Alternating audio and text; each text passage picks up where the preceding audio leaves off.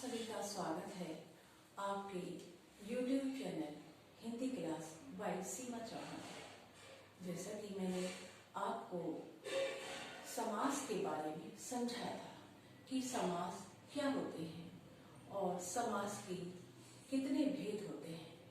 इससे पहले वीडियो में मैंने आपको समास की परिभाषा समझाई थी और समास के दो भेद आपको एक्सप्लेन किए थे। समास के दो भेद यानी पहला भेद होता है अव्ययभाव समास, और अव्ययभाव समास के बारे में मैंने आपको एक्सप्लेन किया था। उसके बाद नेक्स्ट वीडियो में मैंने आपको समास का दूसरा भेद तत्पुरुष समास, जिसके बारे में मैंने आपको समस्त जानकारी दी थी। यानी तत्पुरुष समास के भी 6 भेद होते हैं। उन 6 भेदों के बारे में मैंने आपको समस्त जानकारी दी थी। आज हम आपको समास का तीसरा भेद यानी कर्मधारय समास, कर्मधारय समास को पढ़ाने जा रहे हैं। तो चलिए पढ़िए, समझिए कि कर्मधारय समास क्या होता है। तो चलिए, आज हमारा तीसरा समास का भेद है कर्मधारय समास। कर्मधारय समास की परिभाषा क्या होती है जानिए। कर्मधारय समास जिस समस्त पद के पूर्व पद तथा उत्तर पद में विशेषण, विशेष्य अथवा उपमान उपमेय का संबंध हो। जिस समस्त पद के पूर्व पद में उत्तर पद में विशेषण, विशेष्य अथवा उपमान उपमेय का संबंध हो, वह कर्मधारय समास कहलाता है। इसमें उत्तर पद दूसरा पद यानी उत्तर पद दूसरा पद कहलाता है, जो कि प्रधान माना जाता है। प्रधान यानी प्रमुख माना जाता है। उत्तर पद ही इसमें प्रमुख कहलाता है। अब इसमें दूसरा हमारा विशेषण, विशेष्य का संबंध, विशेषण, विशेष्य भी इसमें कर्मधारय समास में होते हैं। तो विशेषण, विशेष्य के संबंध में हम आपको समझाने जा रहे हैं।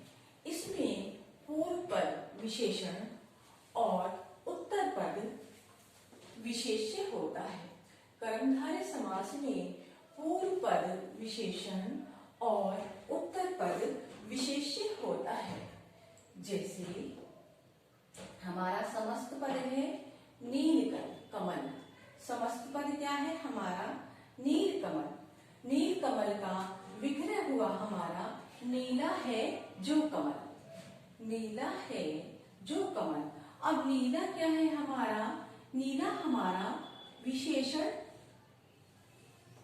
यानी विशेषण शब्द है। नीला हमारा क्या है? विशेषण शब्द। विशेषण यानी गुण। विशेषण क्या कहलाता है? गुण।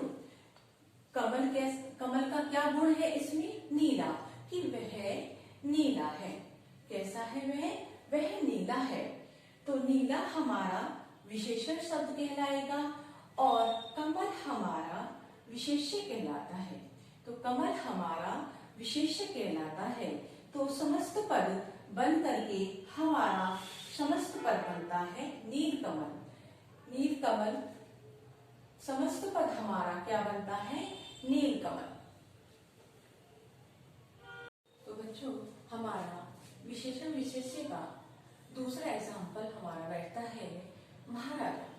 अब महाराजा को ध्यान से समझिए। महाराजा हमारा समस्त पद है और इसका विग्रह बैठता है हमारा महान है जो राजा। महान है जो राजा।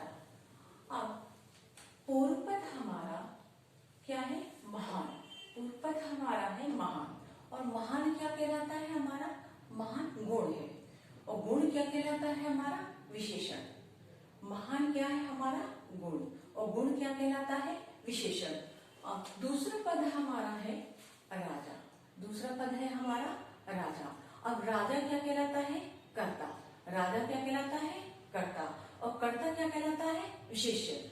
और जैसा कि डेफिनेशन हमारी बता रही है, जिस समस्त पद में पूर्व पद तथा उत्तर पद में विशेषण विशेष्य, जैसा कि हमारा विशेषण और विशेष्य क्लियर हो रहा है, विशेषण और विशेष्य अथवा उपमान और उपमेय का संबंध हो, वह कर्मधारय समास कहलाता है। इसमें उत्तर पद यानी दूसरा पद, ये हमारा क्या है? दूसरा पद। दूसरा पद क्या कहलाता है? हमारा उत्तर पद। दूसरा पद क्या कहलाता है? उत्तर पद। और दूसरा पद हमारा प्रधान होता है। डेफिनेशन क्या कह रही है? दूसरा पद हमारा प्रधान होता है तो वह हमारा कर्मधारय समास कहलाता है। तो दूसरा पद हमारा क्या है? राजा। और उत्तर दूसरा पद हमारा क्या कहलाता है? उत्तर पद। और उत्तर पद की ही इसमें प्रधानता कहलाती है। कर्मधारय समास की सबसे मेन बात ये होती है कि इसमें उत्तर पद प्रधान कहलाता है, और उत्तर पद प्रधान होने के कारण यह कर्मधारय समास कहलाता है। और इसमें विशेषण विशेष्य का संबंध होता है, और इसमें उपमान और उपमेय का भी संबंध होता है। तो जैसा कि मैंने आपको विशेषण और विशेष्य के बारे में समझा दिया है, तो चलिए अब हम आगे पढ़ते हैं। अब तक मैंने आपको इसका कर्मधारय समास का पहला पार्ट विशेषण और विशेष्य का संबंध आपको समझाया था। अब इसी का दूसरा पार्ट हम समझते हैं, तो चलिए समझिए। दूसरा पार्ट है हमारा उपमेय और उपमान का संबंध। जैसे कि आपकी डेफिनेशन कह रही है कि जिस समस्त पद के पूर्व पद तथा उत्तर पद में विशेषण और विशेष्य का संबंध, विशेषण और विशेष्य का संबंध मैंने आपको समझा दिया। अब दूसरा हमारा बैठता है उपमान और उपमेय का संबंध। तो चलिए उपमान और उपमेय का संबंध को ध्यान से समझिए। उपमान और उपमेय के संबंध की डेफिनेशन है, इसमें पूर्व पद और उत्तर पद दोनों उपमान और उपमेय का संबंध होता है। जैसे कि इसका एग्जाम्पल है हमारा समस्त पद है हमारा चंद्रमुख। समस्त पद क्या है हमारा? चंद्रमुख। और इसका विग्रह बैठता है हमारा चंद्रमा जैसा मुख। मुख कैसा है हमारा? चंद्रमा के समान। कैसा है हमारा मुख? चंद्रमा के समान।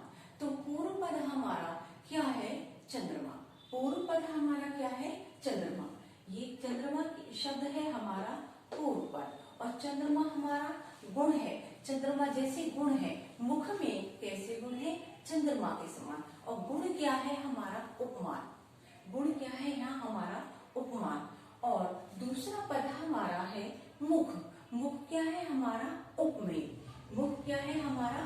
उपमेय, जो कि कर्ता कहलाता है। तो उपमेय और उपमान का इसमें संबंध हो जाता है, तो यहाँ पर कर्मधारय समास कहलाता है।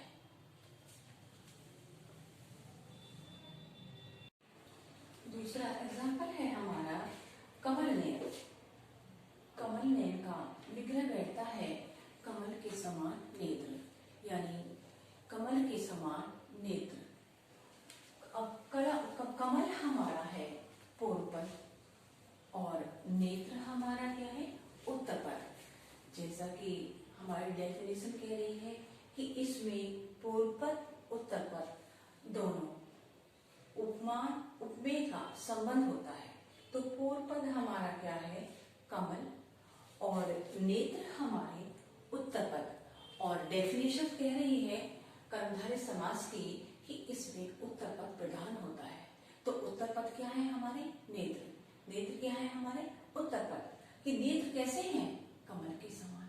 नेत्र हमारे कैसे हैं? कमल के समान। अब कमल के समान, कमल हमारा क्या कहलाता है? कि गुण भी कहलाता है कि नेत्रों में कैसे गुण है? कमल के समान। और दूसरा हमारा कमल उपमान भी कहलाता है। कमल हमारा उपमान भी कहलाता है। और नेत्र हमारा क्या है? हम नेत्र यानी कर्ता, कर्ता यानी उपमेय, और उपमेय होने के बाद ये प्रधान कहलाता है। नेत्र प्रधान है, नेत्र नहीं होंगे तो उपमा कैसे की जाएगी? तो तो यहाँ पर हमारे नेत्र हैं कमल के समान, तो इसमें उपमेय, उपमान और उपमेय का संबंध हो गया, उपमान और उपमेय का संबंध हो गया, और ये हमारा समास कहलाया कर्मधारय समास।